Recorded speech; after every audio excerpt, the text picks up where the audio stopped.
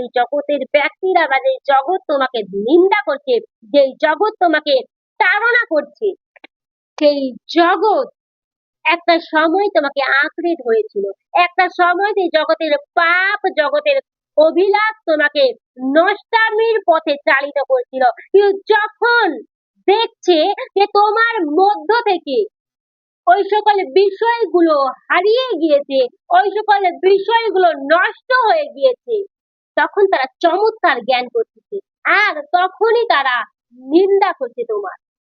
কারণ তুমি আগে মদ্যপান করতে, আগে তুমি ব্যভিচার করতে, আগে তুমি খারাপ মন্দতার সঙ্গে থাকতে, আগে তুমি গালাগালি বের করতে, তুমি আগে খুব রঙ্গরথের সভায় বসতে এবং সেখানে বিভিন্ন রকম কুমতলব, কুচিন্তা, কুভাবনা প্রকাশ করতে।